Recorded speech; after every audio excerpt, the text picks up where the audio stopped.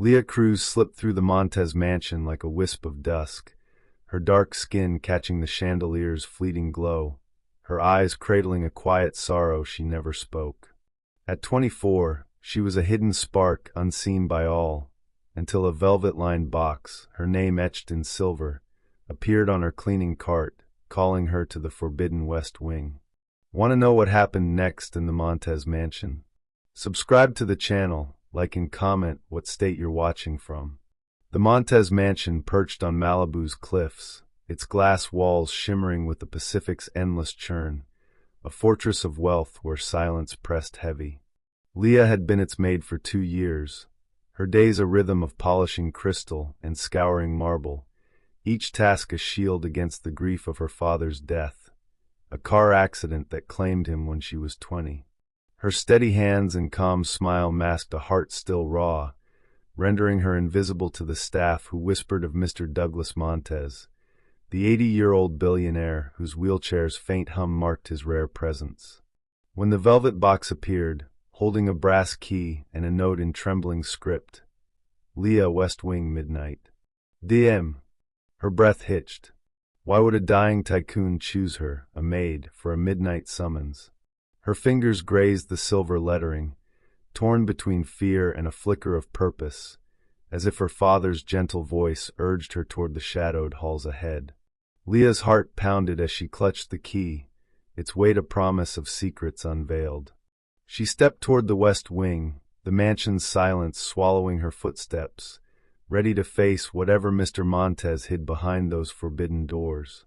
Leah stepped toward the West Wing, the mansion's silence swallowing her footsteps, ready to face whatever Mr. Montez hid behind those forbidden doors. The brass key weighed heavy in her palm, its edges cool against her skin, as if it carried the chill of the secrets it unlocked. The West Wing's hallway stretched before her, dim and narrow, lined with oak panels that gleamed like dark mirrors under flickering sconces. The air smelled of aged paper and wax, a stillness that pressed against her chest. Her heart thudded, each beat echoing her father's voice. "Help where you can, Leah," urging her forward despite the tremor in her hands. She reached the heavy door at the hall's end, its carved surface looming like a sentinel. With a deep breath, she turned the key, the lock clicking with a sound that felt too loud in the quiet. The door opened to a study, its walls swallowed by bookshelves, their spines faded and worn. A single lamp cast a golden pool of light across a mahogany desk, where papers lay scattered like fallen leaves. In the corner, near a window framing the Pacific's restless shimmer, sat Mr. Douglas Montez.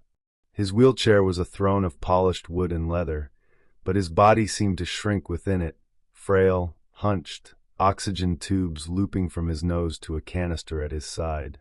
His eyes, though, were sharp as cut glass, pinning Leah where she stood. The sight of him, so alive in gaze yet so fragile in form, sent a shiver through her.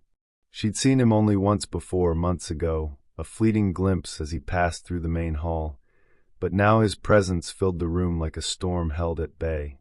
"Leah Cruz," he said, his voice a low rasp, each word a labor. "You're punctual. Good." She clutched the velvet box, her fingers tracing its silver-etched name. "Mr. Montez," she managed, her voice barely above a whisper. You wanted to see me?"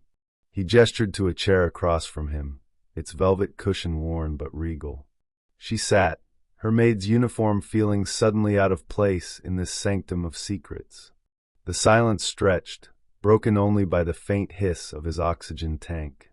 His gaze roamed her face, not unkindly, but with an intensity that made her feel exposed, as if he saw past her calm exterior to the grief she buried. "I've been watching you," he said, and her stomach twisted. "Not in some sinister way, mind you. Cameras. They're everywhere in this house." He waved a trembling hand toward the ceiling, where a small lens glinted in the shadows. "You're careful, Leah. The way you handle my wife's things, her crystal swan, the one on the parlor shelf. You polish it like it matters." Leah's cheeks warmed. The swan, with its delicate wings and etched feathers, was one of the mansion's treasures, a relic of Mrs. Montez, who died years before Leah's time. She'd always treated it with care, imagining it held stories of a woman long gone.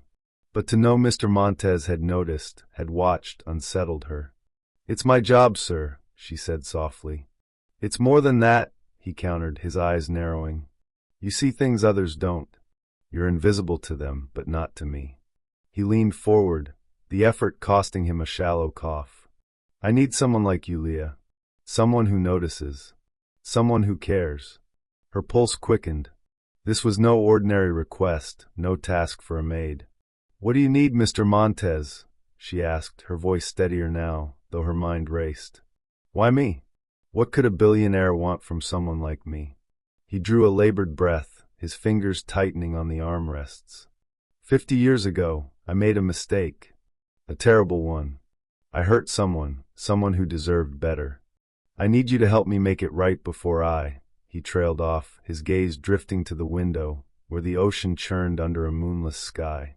"Before I run out of time." Leah's breath caught. This was the first plot twist, the moment her world tilted. A maid, chosen to right a billionaire's wrong. It felt like stepping into a story not her own. "What kind of mistake?" she asked, her curiosity outweighing her caution. "And why me? You're not just anything," he interrupted, his voice sharp despite its frailty. "You're observant. You're kind. You remind me of someone I once knew." His eyes softened, a flicker of memory crossing his face, but he didn't elaborate. "I need you to deliver a message. A letter to someone I wronged. Will you do it?" Her mind spun. Deliver a letter? It sounded simple, yet his tone carried the weight of decades. She thought of her father, James, his calloused hands pulling weeds in gardens not unlike the ones outside this mansion. "Help where you can," he'd said, his smile warm even in her memory. But this felt too big, too dangerous, like stepping onto a stage where she didn't know the script. "I don't understand," she said. "Who is this person? What did you do?" "Not yet," Mr. Montez said, his voice firm. "Agree first, and I'll tell you more. Time is short, Leah. My heart." He touched his chest, a grimace passing over his face. "It won't wait." The room seemed to close in, the bookshelves looming like silent witnesses. Leah's thoughts flickered to her father's accident, the suddenness of his loss, how she'd give anything for one more moment to make things right. Could she deny Mr. Montez that chance? But fear gnawed at her. What if she failed? What if this was a mistake, meddling in a billionaire's affairs? She was a maid, not a hero. Before she could answer, a sharp knock broke the silence. The door creaked open, and Mrs. Callahan, the head housekeeper, stood there, her gray hair pulled tight, her eyes narrowing at Leah. "Miss Cruz," she said, her voice clipped. "You're needed in the main house. Now." Her gaze flicked to Mr. Montez, a silent question hanging in the air, but he waved her off with a frail hand. "Later, Callahan," he said. "Leah's with me." Mrs. Callahan's lips thinned, but she nodded and retreated, the door closing with a soft thud. Leah's stomach churned. Mrs. Callahan had always been stern, but this felt different, suspicious, as if Leah's presence here was a trespass. "She'll tell the others," Leah said quietly. "Your children, they won't like this." Mr. Montez's mouth twitched, a ghost of a smile. "Amelia and Victor? They don't like much of anything these days. Don't worry about them. Focus on me. On this." He tapped a drawer in his desk, the sound hollow. "Will you help me, Leah?" She swallowed, her father's words echoing again. "Help where you can." The velvet box sat heavy in her lap, its silver script glinting like a challenge. She thought of the crystal swan, how she'd polished it with care, as if it could hold her own fractured pieces together. Maybe this was her chance to do more, to be more, even if it scared her. "I'll help," she said finally, her voice soft but firm. "I'll deliver your letter." Mr. Montez exhaled, a sound of relief mingled with pain. "Good," he rasped. "Come back tomorrow night. I'll give you what you need." His eyes held hers, urgent now. "But hurry, Leah. My time's running out." She nodded, rising from the chair, her legs unsteady. The study's air felt thicker now, charged with the weight of his words. As she turned to leave, his voice stopped her. "Leah," he said, softer now. "You're more than you think you are." She glanced back, his words settling into her like a spark. The door closed behind her, the hallway's silence wrapping her once more. She clutched the velvet box, her mind racing with questions. Who was this person he'd wronged? What was in the letter? And why did his words about her feel so true, yet so impossible? As she stepped back into the mansion's main halls, Mrs. Callahan's shadow lingered in her mind, a warning of trouble to come.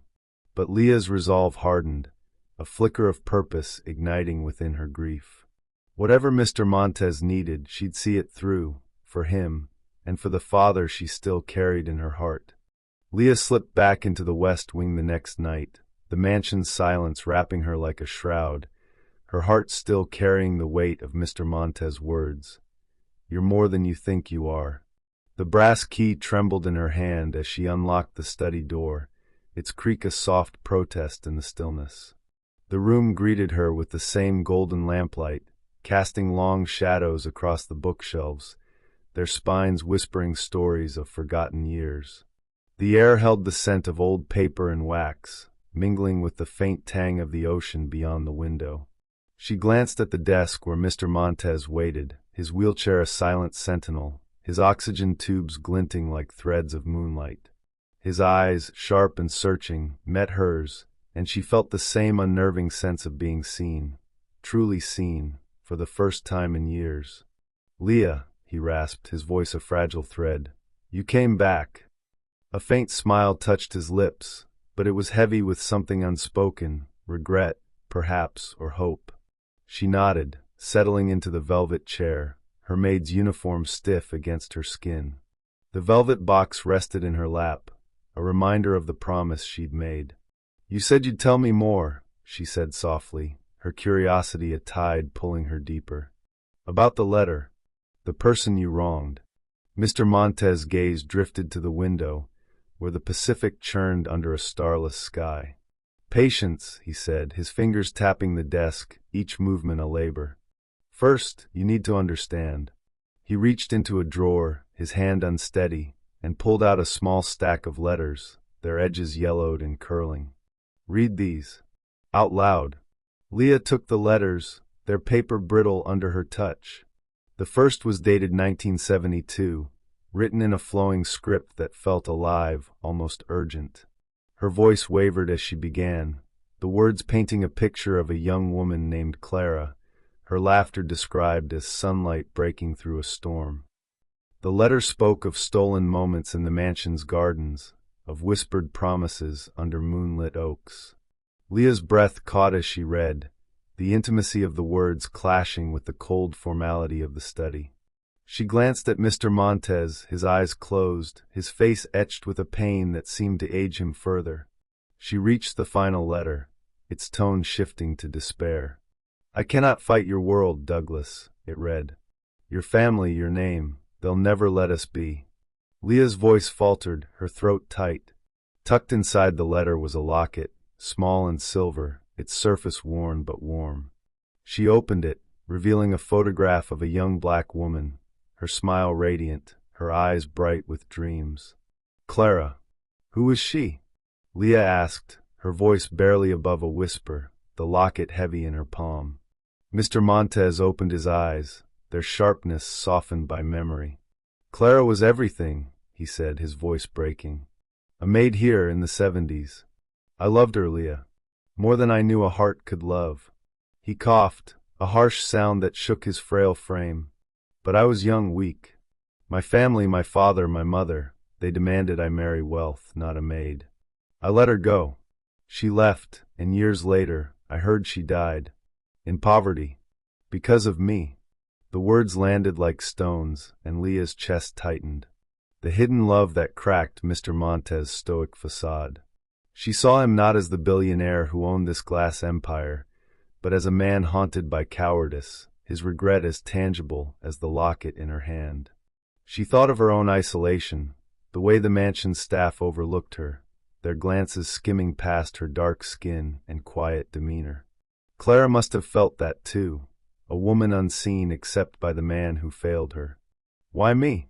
Leah asked, her voice steady despite the ache in her heart. Why trust me with this? Mr. Montez's gaze held hers, searching. You're like her, he said. Not in looks, but in spirit. You move through this house unnoticed, yet you see everything. You care for things, my wife Swan, these rooms, like they matter. Clara did that too. He paused, his breath shallow. And there's something else. But not yet. His secrecy frustrated her, a veil she couldn't pierce. She wanted to press, to demand answers, but the frailty in his face stopped her. Instead, she clutched the locket, its warmth grounding her. A memory flickered, her father, James, kneeling in their small garden, teaching her to plant marigolds. Find beauty in the small things, Leah, he'd said, his hands gentle in the soil. It's how you keep going. That lesson had carried her through his death, through the years of grief that followed. Now it fueled her resolve to help Mr. Montez, to honor the man her father had been. Their quiet was shattered by voices outside the study, sharp, heated. Leah's pulse spiked as she recognized Amelia Montez's clipped tone, arguing with her brother Victor. He's hiding something, Amelia snapped, her voice carrying through the oak door. All these late-night meetings, and now that Maid's involved? We need to see the will. Victor's reply was lower, a murmur of agreement, but the disdain in his tone was clear. Leah's stomach churned. She glanced at Mr. Montez, but he seemed unfazed, his eyes fixed on the locket. They don't trust you, she said softly. Your children. They think I'm trouble. Let them think what they want, he said, his voice firm despite its rasp. They've never understood me. Not like you might. He reached into the desk again, producing a sealed envelope, its surface plain but heavy with intent. This is for someone connected to Clara, he said, his gaze locking onto hers. I'll tell you more tomorrow. For now, keep this safe. Leah took the envelope, its weight as daunting as the key had been. Questions swirled. Who is this person? What did the letter hold? And why did Mr. Montez keep holding back, his words laced with hints of something deeper? She slipped the envelope into her pocket, its presence a quiet pressure against her hip. The locket rested in her other hand, Clara's smile a silent plea for truth. As she rose to leave, the study door rattled, and Mrs. Callahan's voice cut through. Miss Cruz, you're needed in the kitchen. Now. Her tone was ice, her eyes narrowing as they flicked from Leah to Mr. Montez. Leah nodded, her heart racing, sensing the housekeeper's suspicion like a storm on the horizon. Tomorrow, Mr. Montez said, his voice a whisper as she reached the door. Come back, Leah. There's more to tell. She stepped into the hallway, the locket and envelope heavy in her hands, Clara's story weaving into her own. The mansion's silence pressed closer now, laced with the echoes of Amelia and Victor's distrust. Leah thought of her father again, his marigolds blooming in defiance of hardship. She'd keep going for him, for Clara, for the truth Mr. Montez still hid. As she moved toward the main house, the West Wing's shadows clung to her, whispering of love lost and secrets yet to unfold. Leah slipped into the West Wing study, the locket and sealed envelope heavy in her pocket, their presence like anchors tethering her to a story she barely understood. The mansion's silence clung to her, a familiar weight, as the oak-paneled hallway swallowed the echo of her steps. The study door creaked open, revealing the same golden lamplight spilling across Mr. Montez's desk, where shadows danced over scattered papers. The air held the musty scent of old books, laced with the faint salt of the Pacific beyond the window. Mr. Montez sat in his wheelchair, frilier than the night before, his oxygen tubes glinting like fragile lifelines. His eyes, though dimmed by exhaustion, still cut through her, sharp with purpose. Leah's heart raced, Clara's smile from the locket burning in her mind, her father's voice, find beauty in the small things, urging her forward despite the growing weight of secrets. Leah, Mr. Montez rasped, his voice a whisper against the hiss of his oxygen tank. You brought the envelope? She nodded, patting her pocket, and settled into the velvet chair, its worn fabric grounding her. The locket's warmth lingered in her palm, Clara's story weaving a thread of empathy through her own isolation. "I read the letters," she said softly. "About Clara. I'm sorry." The words felt inadequate, but the pain in Mr. Montez's face mirrored her own grief, a shared language of loss. He inclined his head, a gesture heavy with gratitude. "You understand then," he said. "But there's more." He reached for the desk drawer, his hand trembling, and pulled out a small, faded photograph. "Look at this." Leah took the photo, her breath catching as she recognized the man in it. Her father, James, younger, his smile wide and unguarded, a gardening trowel in hand. He stood in the Montez mansion's gardens, the same oaks from Clara's letters looming behind him. The image was a punch to her chest, pulling her back to summers when she'd run through their own small yard, her father's laughter chasing her. He'd been gone 4 years, taken by a car accident when she was 20, yet here he was, frozen in time, tied to this place. "How?" Her voice cracked, her fingers tracing his face. "This is my father." Mr. Montez's eyes softened, a flicker of memory breaking through his weariness. "James Cruz," he said. "He worked here in the 90s, tending the gardens. One night, he found me in the gazebo, weeping over Clara's locket. I was a mess, drunk, broken. He didn't pry, didn't judge. Just sat with me, offered a handkerchief. Said, 'Some hurts don't need words.'" Mr. Montez's voice wavered, his gaze distant. "His kindness, it stayed with me. I see it in you, Leah." The revelation hit like a wave, the third plot twist binding her to Mr. Montez in a way she hadn't imagined. Her father, here in this mansion, offering comfort to a man drowning in regret. It made her mission personal, her grief intertwining with Clara's story. Tears stung her eyes as she clutched the photo, memories flooding back. James teaching her to plant marigolds, his hands steady in the soil, his voice warm. "Keep going, Leah, no matter how hard it gets." She'd lost him so suddenly, the pain still raw, but now his presence felt alive, guiding her through this shadowed room. "Why didn't you tell me sooner?" she asked, her voice thick. "You knew him. You knew me." Mr. Montez coughed, a harsh sound that shook his frame. "I needed you to see Clara first," he said. "To understand the weight of it. Your father, he's why I trust you. He saw me, the real me, not the billionaire. So do you." Leah's chest tightened, a mix of pride and doubt. She wanted to honor her father's memory, to carry his kindness forward, but the envelope in her pocket felt heavier now, its contents a mystery tied to her own past. She glanced at the desk, her eyes catching on a stack of papers, one yellowed corner peeking out. "Can I look?" she asked, her voice tentative.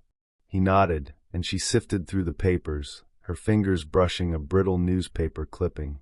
The headline read, "Local Woman Dies in Tenement Fire, 1985. Below was a grainy photo of Clara, her smile fainter than in the locket, but unmistakable. The article described her as a single mother, her life cut short in poverty, no mention of Mr. Montez or his mansion. Leah's stomach twisted. Clara's death was real, her suffering a consequence of his choice. The mystery deepened. Who was the letter for if Clara was gone? Before she could ask, footsteps echoed in the hallway, sharp and purposeful. The door swung open, and Amelia Montez stood there, her tailored suit as crisp as her glare.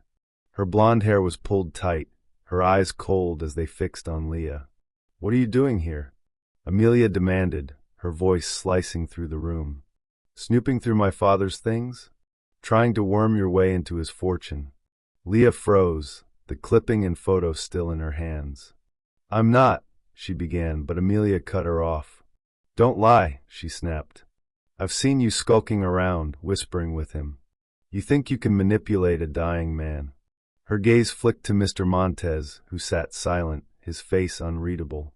Leah's cheeks burned, her father's image a steadying force in her grip.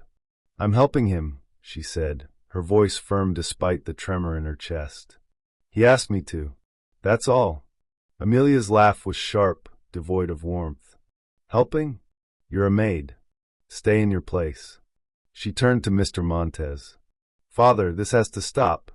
Victor and I are worried. You're not yourself. Mr. Montez raised a hand, his voice low but commanding. Enough, Amelia. Leah stays. His eyes met Leah's, a flicker of trust passing between them. Amelia's lips thinned, but she stormed out, the door slamming behind her. Leah's doubts crept in, Amelia's words echoing her own fears. Was she overstepping, meddling in a family's private pain? She thought of her father, his quiet strength, how he'd never let others' judgments sway him. But the weight of Amelia's accusation lingered, a shadow on her resolve. Mr. Montez coughed again, harder this time, his face paling. Don't mind her, he said, his voice weaker now. You're doing the right thing. There's someone out there, Leah, someone tied to Clara.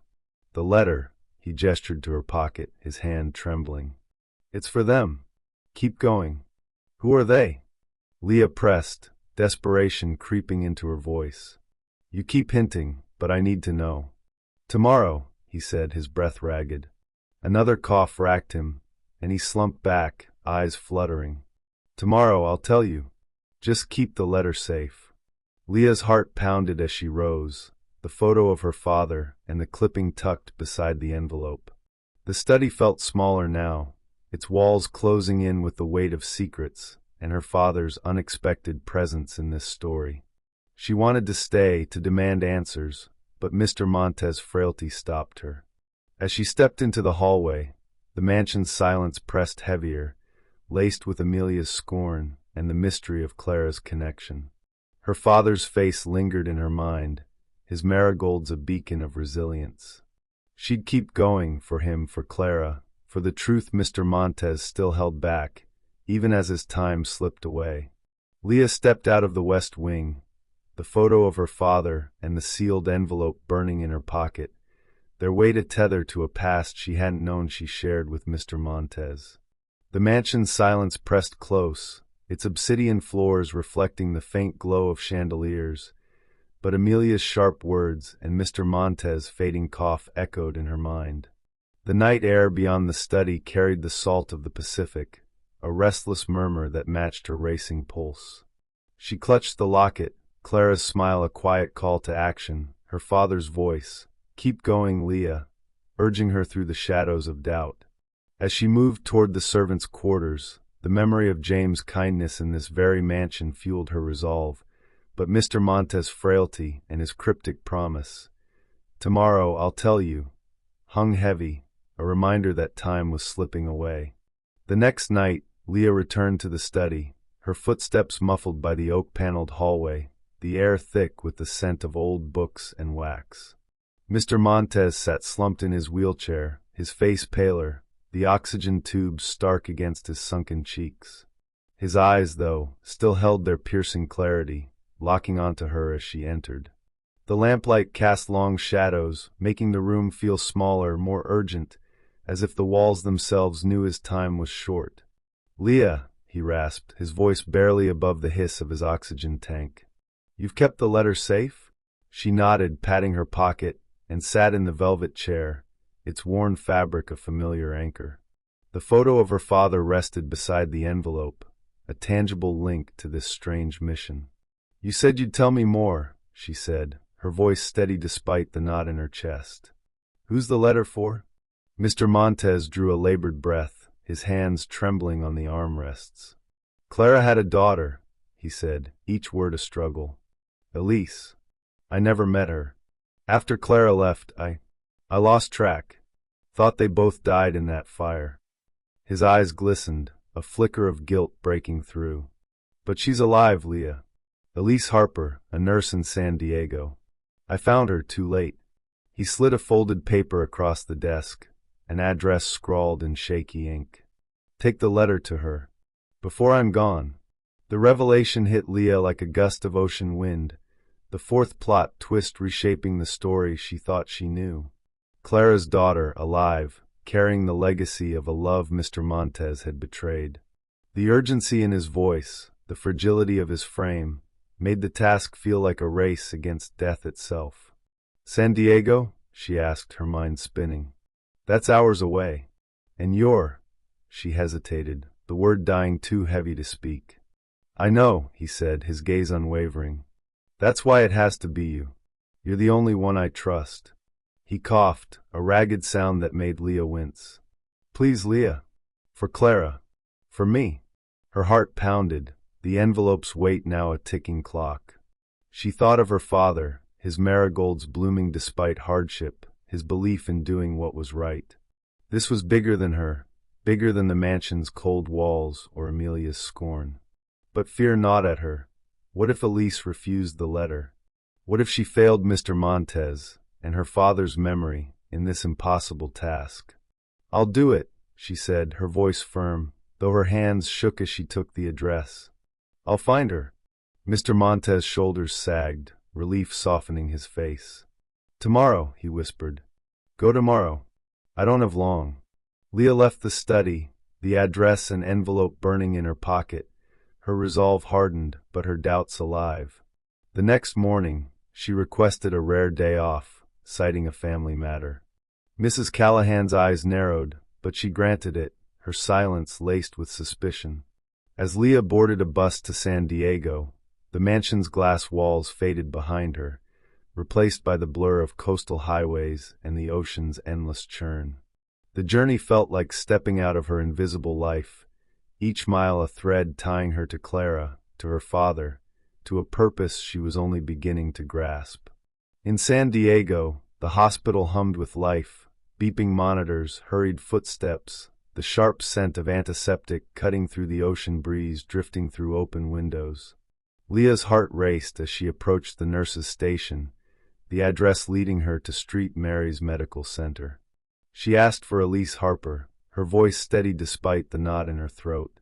A nurse pointed her to a break room, where a woman in her 50s sat, her dark hair streaked with gray, her eyes guarded but kind. Elise Harper. Leah hesitated, the locket in her pocket a quiet anchor. Ms. Harper, she said, stepping forward. I'm Leah Cruz. I have something for you.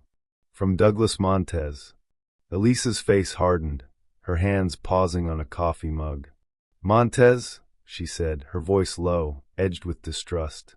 I don't know any Montez. What do you want? Leah's stomach twisted, sensing the fragility of this moment.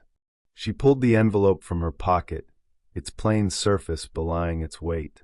It's a letter, she said. About your mother, Clara. Elise's eyes widened, a flicker of recognition breaking through her guard. Clara, she whispered, her voice trembling. How do you know about her? Leah swallowed, her father's strength steadying her. Mr. Montez told me. He loved her a long time ago. He's dying, Ms. Harper. He asked me to give you this. She held out the envelope, but Elise didn't move, her gaze locked on it like it was a ghost. I don't want anything from him, Elise said, her voice sharp but brittle. Whatever he's offering, it's too late.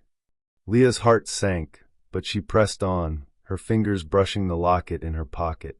Please, she said. He's trying to make things right. For Clara.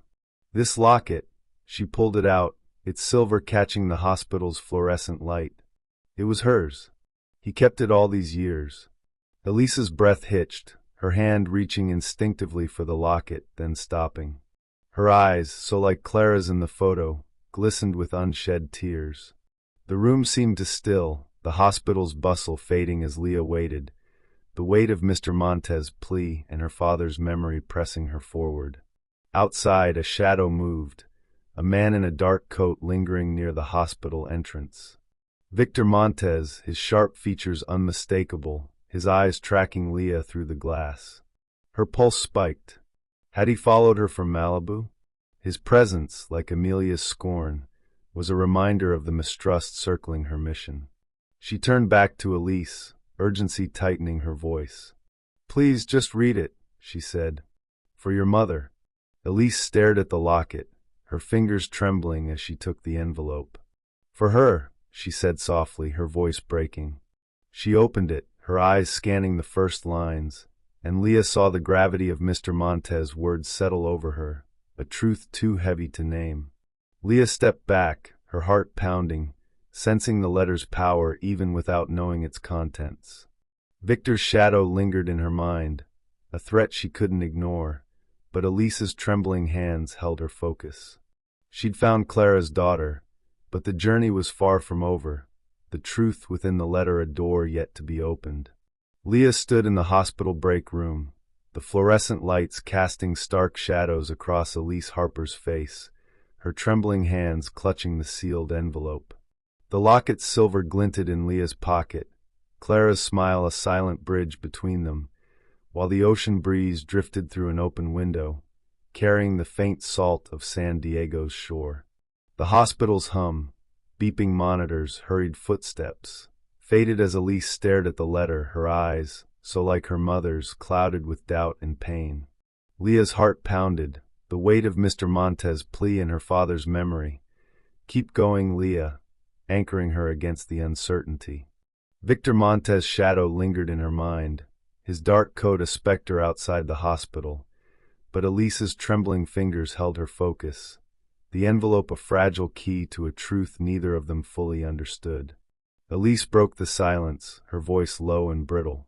"You say this is about my mother," she said, turning the envelope over, its plain surface belying its weight. "Why now? After all these years?" Leah swallowed, her throat tight. "Mr. Montez is dying," she said softly. "He wants to make things right. For Clara." She hesitated, then added, "He loved her, Miss Harper. More than anything." Elise's gaze snapped to hers, sharp with disbelief. "Loved her?" she said, a bitter edge creeping in. "He left her. Left us." Her fingers tightened on the envelope, creasing its edges. "I was a child when she died. She never spoke of him, but I saw her pain. Every day." Leah's chest ached, the echo of her own grief for her father mingling with Elise's words. She nodded, urging her on. "Read it," she said gently. "Please. He asked me to bring it to you." Elise's hands shook as she tore open the envelope, the paper rustling in the quiet room. Her eyes scanned the first lines, and Leah watched her expression shift, disbelief giving way to a raw, unguarded sorrow. The letter, in Mr. Montez's trembling script, poured out his love for Clara, a maid who'd lit up his world in the 1970s. It confessed his cowardice, how he'd bowed to his family's demands, choosing wealth over her. "I sent money anonymously for years," he wrote, "but she sent it back, every cent. She was too proud, too strong. I failed her, Elise, and you. I'm sorry." Elise's breath hitched, a tear slipping down her cheek as she read, the words stripping away decades of silence. Leah's own eyes stung, the letter's weight settling over her. She thought of her father, James, his quiet kindness in the Montez gardens, how he'd seen Mr. Montez's pain and offered comfort without judgment. "My father knew him," she said, her voice soft but steady.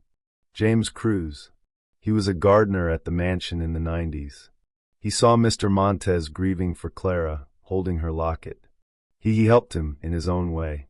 She pulled the photo from her pocket, her father's smile a beacon in the hospital's harsh light. "That's why Mr. Montez trusts me. Because of my dad." Elise looked at the photo, her guarded expression softening. "Your father," she said, her voice barely above a whisper. "Mama used to talk about a gardener, someone kind. She said he'd share flowers with her, marigolds, when things got hard." She paused, her eyes distant. "She was strong, Leah. Worked herself to the bone for me. But she carried him, Montez, like a wound. Never said his name, but I saw it in her eyes, the way she'd stare at that locket when she thought I wasn't looking." Leah's heart clenched, the locket in her pocket a bridge across time. Clara's strength, her pain, felt like a mirror to her own life, unseen, yet enduring. "She deserved better," Leah said, her voice thick. "Mr. Montez knows that. He's trying to make it right for her, for you." Elise shook her head, folding the letter with care, her hands still trembling. "What's the point?" she said, her voice cracking. "He's dying. It won't bring her back. It won't change what I lost." She stood, pacing to the window, the ocean breeze stirring her hair. "I don't want to see him. It'll hurt too much." Leah rose, her father's words echoing. "Find beauty in the small things, Leah. It's how you keep going." She thought of his marigolds, blooming despite hardship, and the way he'd taught her to believe in second chances. "I know it hurts," she said, stepping closer. "I lost my dad, too. A car accident 4 years ago. I'd give anything for one more moment with him, to know he had peace. Mr. Montez, he needs that. For Clara. For you. Don't you think she'd want you to hear him out?" Elisa's shoulders tensed, her gaze fixed on the horizon, where the Pacific shimmered under a fading sun. The room was quiet, save for the distant hum of the hospital, and Leah waited, her heart pounding with hope and fear. She thought of Victor, his shadow lurking outside, and the whispers she'd overheard in Malibu. Amelia and Victor plotting to challenge their father's will, their voices thick with suspicion. "He's hiding something," Amelia had said, her words a blade aimed at Leah. "That Maid's involved."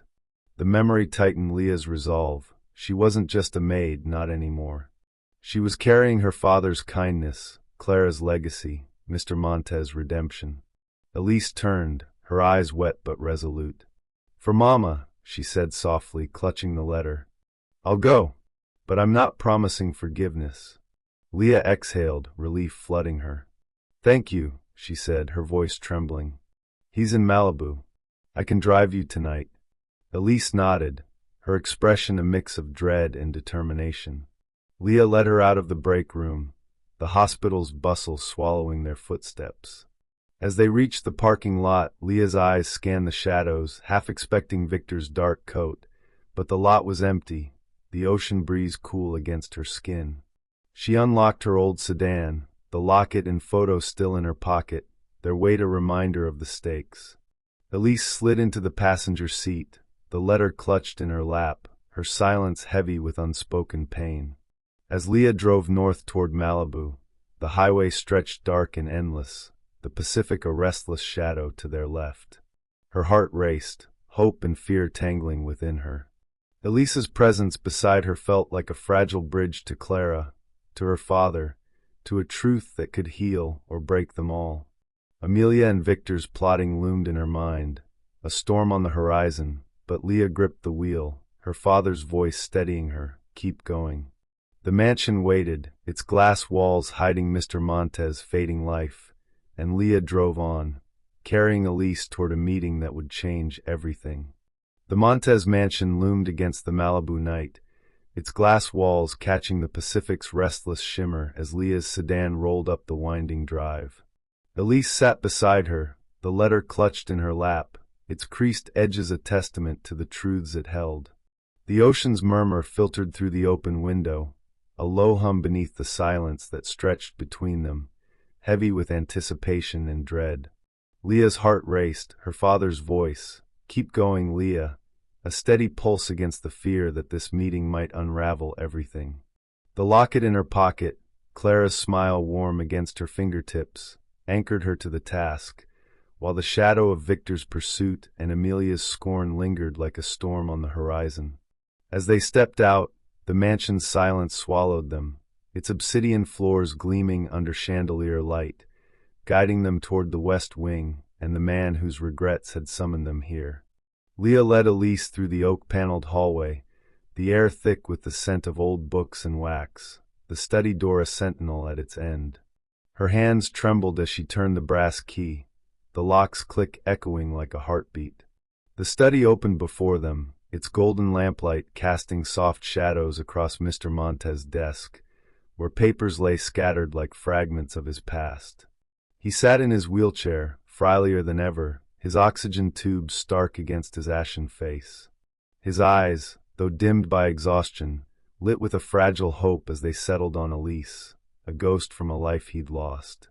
"Elise," he rasped, his voice a threadbare whisper, each word a labor against the hiss of his oxygen tank. "You came." Elise stood rigid, the letter trembling in her hands, her eyes, Clara's eyes, glistening with a mix of pain and resolve. Leah stepped back, her heart pounding, sensing the weight of this moment. The room seemed to shrink, its walls holding the breath of decades, as Elise clutched the locket Leah had given her, its silver catching the light like a star.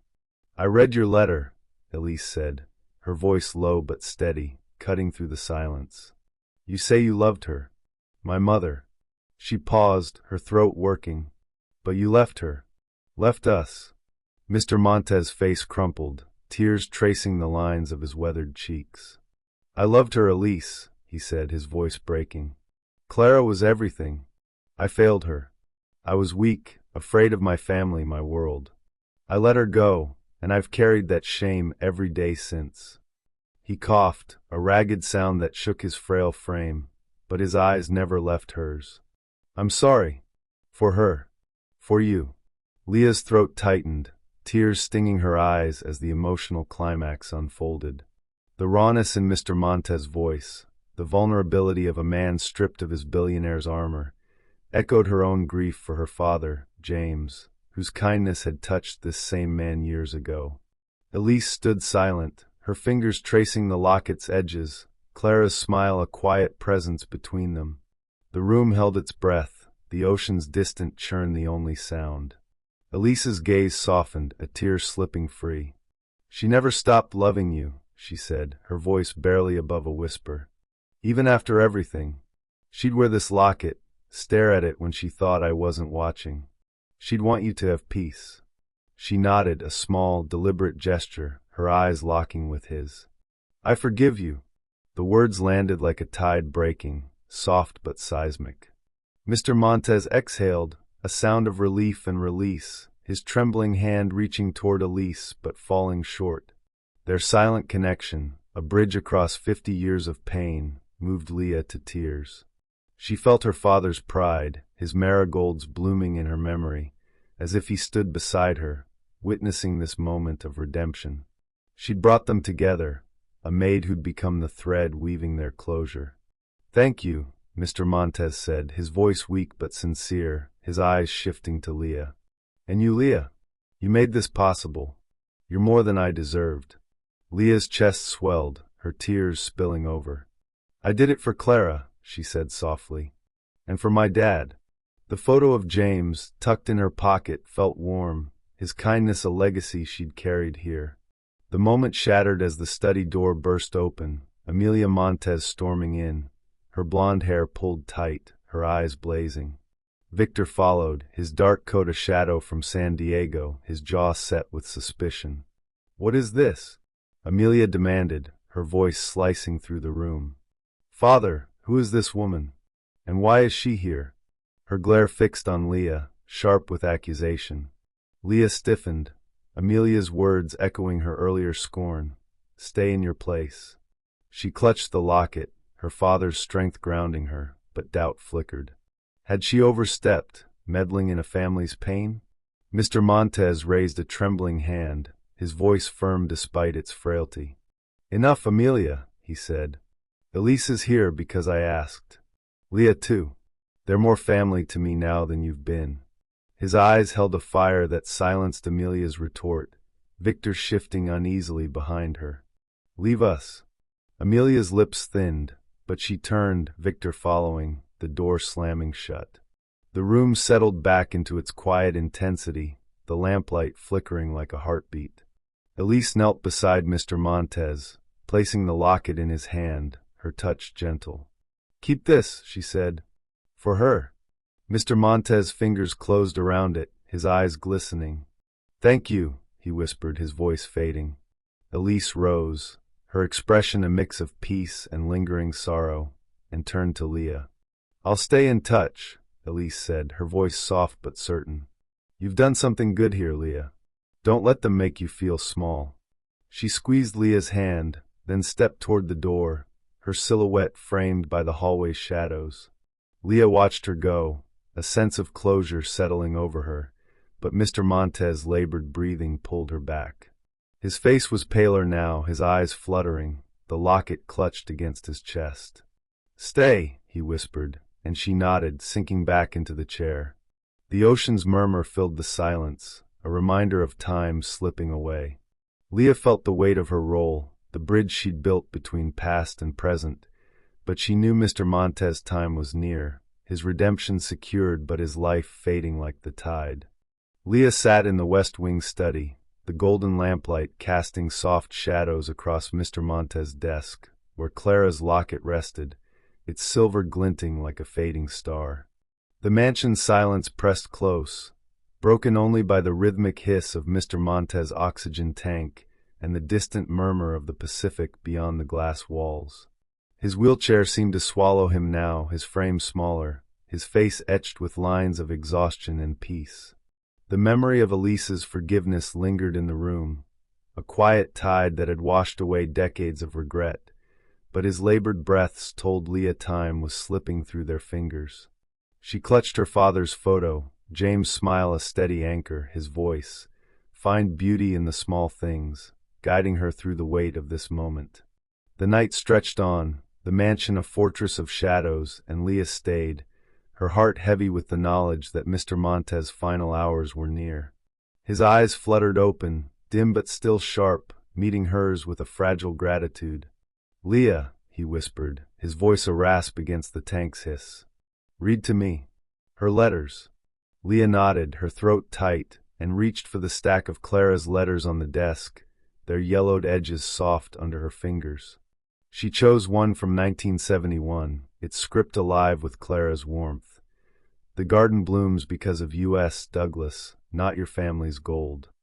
Her voice wavered as she read, the words painting stolen moments under moonlit oaks, Clara's laughter a melody Mr. Montez had chased and lost. His eyes closed, a faint smile touching his lips, as if the words carried him back to a time before regret. Leah's heart ached, the letters a bridge to Clara, but also to her own father, whose kindness had touched this man in the same gardens years later. "You loved her so much," Leah said softly, setting the letter down. "What was she like when you were young?" Mr. Montez's breath hitched, a cough shaking his frail frame. "She was sunlight," he said, his voice barely audible. "Fearless. She'd dance in the rain, laugh at my stuffy suits. Made me feel alive, not just a Montez." His eyes glistened, a softness breaking through his weathered face. "I was a fool to let her go. But you gave me a chance to make it right." Leah's tears welled, his words stirring memories of her father, James kneeling in their small yard, teaching her to plant marigolds, his hands steady despite life's hardships. She'd lost him so suddenly, the car accident stealing him when she was 20, leaving a void she'd filled with the rhythm of cleaning, of being invisible. But helping Mr. Montez, bringing Elise to him, had cracked that void open, letting light seep in. "I understand regret," she said, her voice thick. "I wish I'd told my dad more, how much I loved him, how much he meant. Helping you, it's like I'm helping him too." Mr. Montez's hand twitched, as if reaching for hers, but fell back to the armrest. "Your father," he said, "he saw me at my worst. Never judged. You're his daughter, Leah. That's why I knew you'd do this." His words settled over her, a balm to the grief she'd carried, and she realized this journey, Clara's locket, Elise's forgiveness, had begun to heal her too. Compassion, she thought, was like her father's marigolds, blooming through cracks in the hardest ground. The study door burst open, shattering the quiet. Amelia Montez stormed in, her tailored suit sharp against the room's soft light, Victor close behind, his eyes cold with suspicion. "This has gone far enough," Amelia snapped, her voice a blade. "Father, you're letting this maid exploit you. Late-night meetings, strangers in our home. What's next? Changing the will?" Her glare fixed on Leah, accusing. "You're after his money, aren't you?" Leah's heart pounded, Amelia's words echoing her earlier scorn. "Stay in your place." She clutched her father's photo, its warmth grounding her against the sting. "I'm not after anything," she said, her voice steady despite the tremor in her chest. "He asked me to help. That's all." Victor stepped forward, his dark coat a shadow from San Diego. "Help," he sneered. "You're meddling in things you don't understand. Our family's affairs aren't your business." Mr. Montez's eyes flared, a spark of strength cutting through his frailty. "Silence," he rasped, his voice low but commanding. "Leah's done more for me than either of you. She brought me peace, something you've never tried to understand." He coughed, the sound harsh, but his gaze held them firm. "Leave. Now." Amelia's lips thinned, her face a mask of fury, but Victor tugged her arm, and they retreated, the door slamming behind them. The room settled back into its somber quiet, the lamplight flickering like a fading pulse. Leah's doubts lingered, Amelia's accusations pricked at her, but Mr. Montez's trust, his defense, anchored her. She wasn't just a maid, not anymore. She was her father's daughter, carrying his compassion into this shadowed place. Mr. Montez's breathing grew shallower, his eyes fluttering closed. "Stay," he whispered, his voice fading. Leah nodded, sliding closer, the letters still in her lap. She read another, her voice soft, Clara's words filling the room like a lullaby. The mansion at night felt alive, its glass walls mirroring the ocean's restless churn, a reminder of life's fragility. Leah thought of her father, his marigolds, the way he'd taught her to find beauty in small acts. Helping Mr. Montez had become her own small act, a way to honor James, to mend her own broken pieces. As the hours crept on, Mr. Montez's breaths grew fainter, his hand limp around the locket. Leah's heart clenched, the weight of his decline pressing against her. She read until her voice grew hoarse, the letters blurring through her tears. Then, in the quiet, his breathing stilled, his eyes closing fully. A soft rattle marked his slip into a coma, and Leah froze, her prayers for his peace a silent chant. The study's shadows deepened, the ocean's murmur a distant requiem, and she sat vigil, the locket and her father's photo her only companions, waiting for the end she knew was coming. Leah sat by Mr. Montez's side in the West Wing study, the lamplight casting a fading glow across his still form, the locket clutched in his limp hand. The mansion's silence was profound, a heavy shroud broken only by the faint hiss of his oxygen tank, now slowing, each breath a fragile thread. The Pacific's murmur seeped through the glass walls, its restless churn a quiet requiem under the starless Malibu night. Leah's eyes stung with unshed tears, her father's photo warm in her pocket, his voice, "Find beauty in the small things," a steady pulse against the weight of this vigil. Clara's letters lay scattered on the desk, their words a bridge to a past she'd helped redeem, but Mr. Montez's face, pale and peaceful, told her the end was near. She held her breath, praying he'd found the peace Elise had offered, her heart heavy with the role she'd played in his redemption. His breathing stilled, a final, soft exhale marking his passing. Leah froze, tears spilling as the room seemed to hold its breath, the locket glinting like a last spark of Clara's light. Mr. Montez was gone, his regrets laid to rest, and Leah felt a quiet closure settle over her, mingled with the ache of her own grief. She reached for his hand, cold now, and whispered, "Rest now." For Clara. The study's shadows deepened, the ocean song a distant lullaby, and she sat a moment longer, her father's pride blooming in her chest like marigolds through cracked earth. The next morning, the mansion buzzed with a different kind of silence, tense, expectant, as the lawyer, Mr. Hargrove, arrived in the main hall.